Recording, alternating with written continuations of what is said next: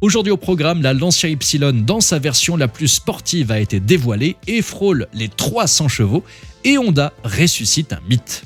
Bienvenue à tous sur la chaîne Octane. Retrouvez une nouvelle vidéo tous les jours résumant l'actu automobile. Alors n'oubliez pas de vous abonner pour ne rien louper.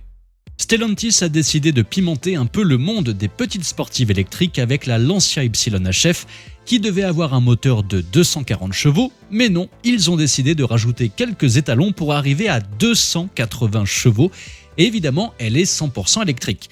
Pour canaliser cette puissance, ils ont dû revoir les liaisons au sol, en plus d'avoir donné un look plus féroce à cette citadine. Elle sera lancée en traction et avec un peu de chance, on y trouvera le différentiel à glissement limité de l'Abarth 600E, une autre des créations de la maison Stellantis.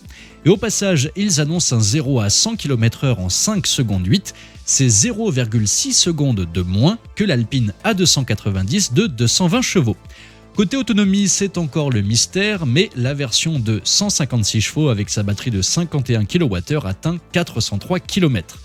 Physiquement, cette Ypsilon HF s'annonce plus large de 4 cm que la version normale, atteignant 1,80 m.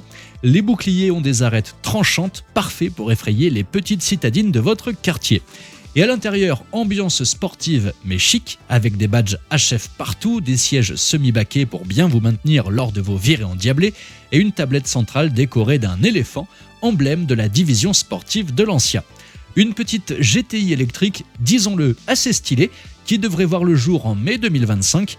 Reste à connaître son prix, mais la version de base en électrique débute déjà à 35 000 €. Commencez donc à préparer vos carnets de chèques.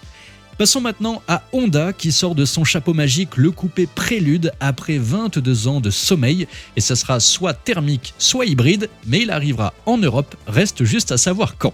Ce que l'on sait c'est que ce Prélude a un design délicieusement rétro tout en courbe sensuelle nous rappelant les années 90 avec son bio-design. On imagine que ce coupé sera une propulsion mais ça seul le temps nous le dira, les Japonais sont particulièrement secrets pour l'instant. Et quant aux 4 roues directrices, spécialité des anciennes Préludes, motus et bouche cousue là aussi. Toutefois, ils assurent que 80% du design de ce concept sera celui de la version finale. Sous le capot, il pourrait bien avoir la plateforme de la Honda Civic actuelle avec sa motorisation hybride, mais les ingénieurs de Tokyo ne veulent pas se contenter du bloc 1,5 litre de 182 chevaux, tout comme le châssis qui sera plus sport que confort. En résumé, un design simple et frais, à l'opposé des tendances actuelles surchargées et boursouflées jusqu'à l'indigestion. On croise les doigts pour que ce Prélude nous offre un bon vieux moment de plaisir automobile. Et vous, que pensez-vous de ce design pour le futur coupé Prélude? Trop sage ou au contraire très réussi? Dites-moi ça dans les commentaires. Et avant de terminer cette vidéo, n'oubliez pas de venir nous rejoindre sur notre compte TikTok ou bien sur le compte Instagram tout frais. Vous trouverez les liens dans la description, dans le premier commentaire ci-dessous.